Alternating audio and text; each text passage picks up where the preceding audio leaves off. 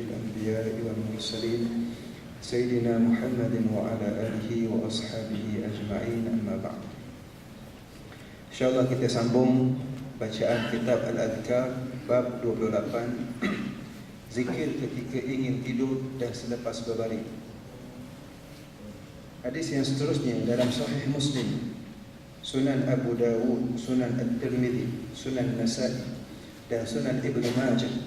Abu Hurairah radhiyallahu ta'ala anhu menyampaikan, apabila Nabi sallallahu alaihi wasallam beranjak ke tempat tidurnya, baginda membaca, Allahumma rabbas samawati wa rabbal ard wa rabbal arshil azim, Rabbana wa rabb kulli shay, faliqal habbi wan nawa, munzilat tawrata wal injil, أعوذ بك من شر كل شيء أنت آخذ بناصيته، أنت الأول فليس قبلك شيء، وأنت الآخر فليس بعدك شيء، وأنت الظاهر فليس فوقك شيء، وأنت الباطن فليس دونك شيء، اقض عنا الدين واغننا عن الفقر.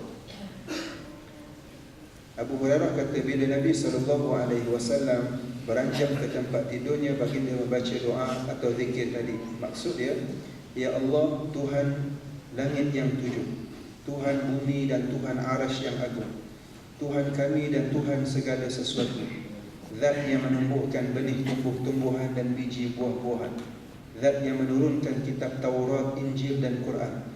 Aku berlindung kepadamu daripada kejahatan segala sesuatu yang engkau tentukan takdirnya. Ya Allah, engkau adalah yang pertama dan tidak ada sesuatu pun sebelummu. Engkau adalah yang terakhir dan tidak ada sesuatu pun selepasmu. Engkaulah yang paling tinggi dan tidak ada sesuatu pun di atasmu. Dan engkaulah yang paling bawah dan tidak ada sesuatu pun di bawahmu. Lunaskanlah hutang kami, Ya Allah, dan hindarkanlah kami daripada kemiskinan. Ini antara doa dan zikir Nabi SAW baca tempat tidur. Kami riwayatkan dengan sanad sahih di dalam Sunan Abu Dawud, Sunan An-Nasa'i daripada Ali radhiyallahu ta'ala anhu, daripada Rasulullah SAW, bahawa ketika baginda ingin tidur, baginda akan membaca, Allahumma inni a'udhu biwajhikal karim wa kalimatikal tammah min syarri anta akhidhun binasiyati, Allahumma anta takshiful maghrama wal ma'tham, Allahumma la yuhzam jundu wa la yukhlaf ba'du wa la yanfa'u dhal jaddi minkal jaddu subhanaka wa bihamdik. Nabi baca ketika tidur zikir tadi, yang mana maksudnya, Ya Allah, sesungguhnya aku berlindung kepada wajahmu yang maha mulia dan kalimah-kalimahmu yang sempurna daripada segala kejahatan, daripada kejahatan segala sesuatu yang engkau tentukan takdirnya. Ya Allah, engkau menunaikan hutang dan menghapuskan dosa. Ya Allah, tenteramu tidak akan pernah kalah, janjimu tidak akan dimungkiri, dan tidak pula bermanfaat kekayaan seseorang di sisimu. Maha suci engkau dan segala puji bagimu. Antaranya doa yang Nabi minta ketika sedang tidur ialah supaya dilunaskan hutang dan juga diampunkan dosa. Selain daripada itu, memuji dan memuji Allah Subhanahu wa taala. Sebab Nabi dalam satu hadis dia, hadis yang dhaif, sanad dia, hutang ni menyebabkan siang hari orang malu, malam hari dia tak lena tidur. Lena tidur pada tangan di atas kepala, kerana memikirkan hutang. Sebab itu antara perkara yang Nabi minta masa nak tidur ialah supaya dilunaskan hutangnya.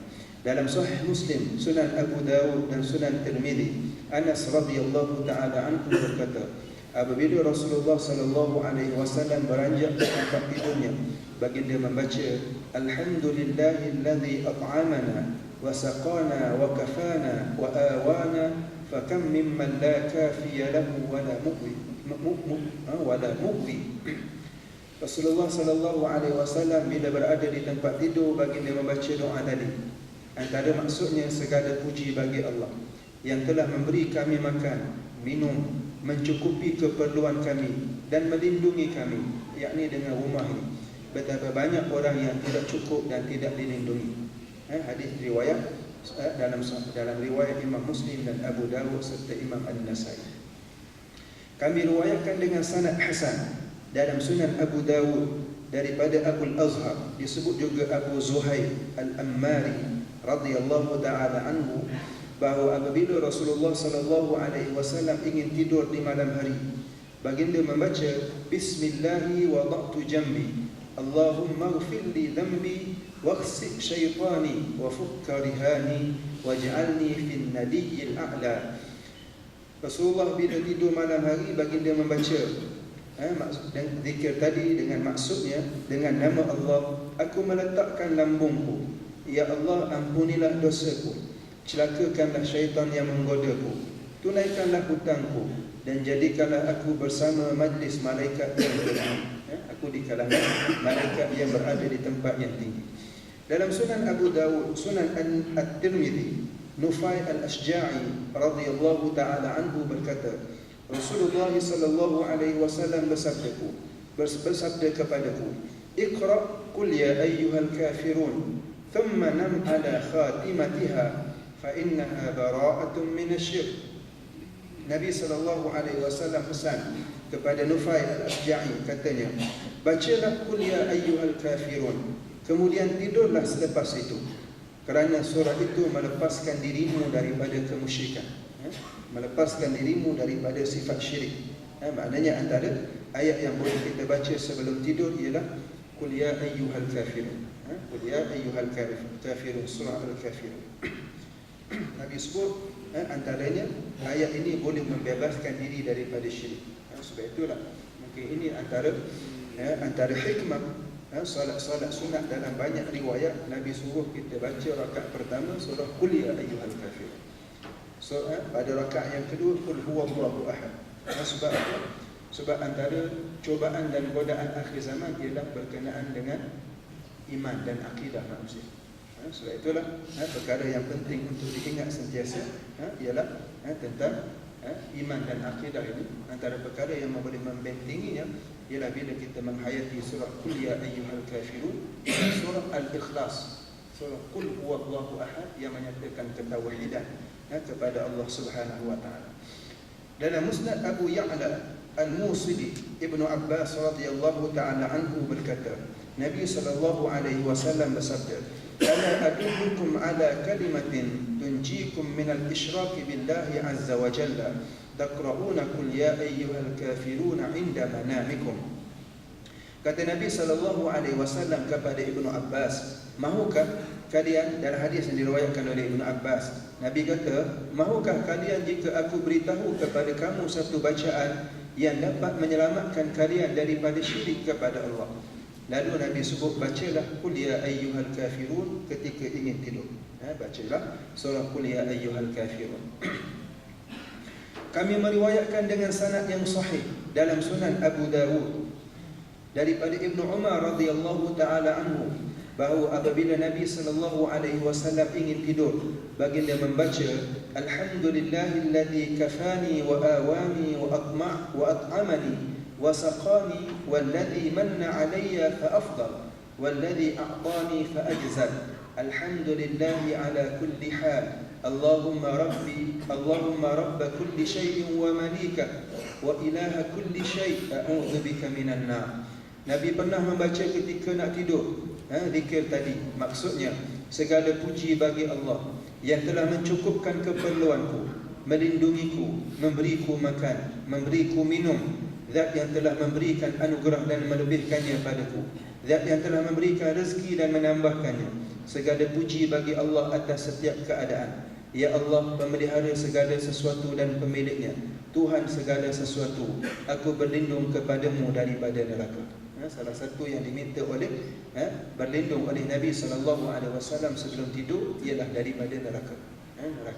Selain daripada hutang tadi, selain daripada mohon keampunan pada Allah Subhanahu wa taala, ialah minta dihindari daripada neraka.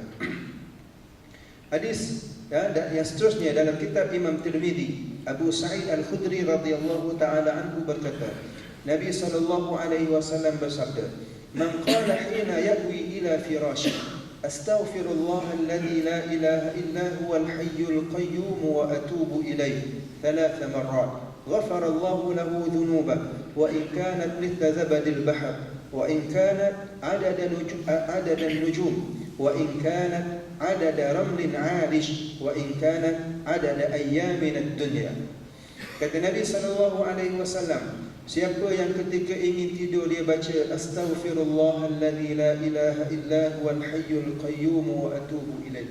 Astaghfirullahalladzi la ilaha illa huwal hayyul qayyum wa atubu ilaih. Astaghfirullahalladzi la ilaha illa huwal hayyul qayyum wa atubu ilaih. Dia baca 3 kali sebelum dia tidur.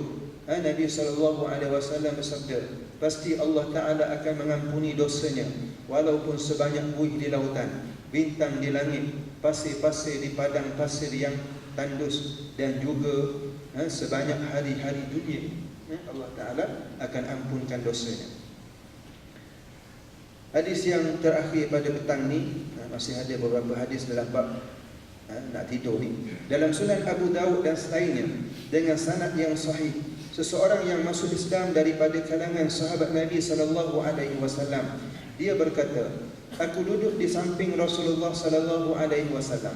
Kemudian datang seorang daripada kalangan sahabat dan berkata, wahai Rasulullah, semalam aku digigit serangga sehingga aku tidak dapat tidur sehingga pagi.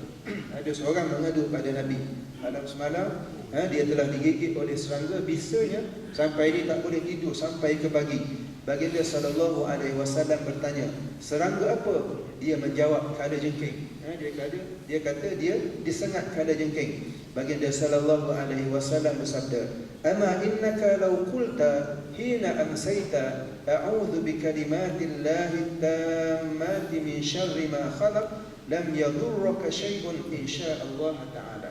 Kata Nabi SAW kepada lelaki tersebut, sekiranya semalam, petang semalam engkau membaca zikir ini, a'udzu bikalimatillahi tammati min syarri ma khalaq, pada waktu petang semalam, pasti tidak akan ada sesuatu pun yang dapat membahayakanmu daripada Allah Subhanahu wa taala ataupun membahayakanmu apabila Allah Taala menghendakinya.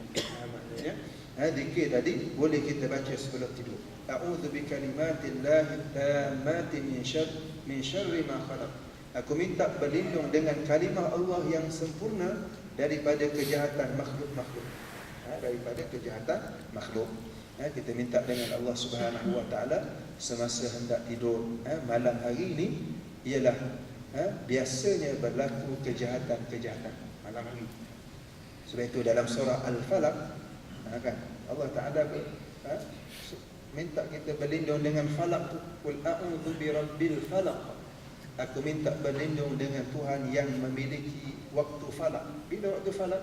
Waktu malam. Waktu malam apabila dia melaburkan diri.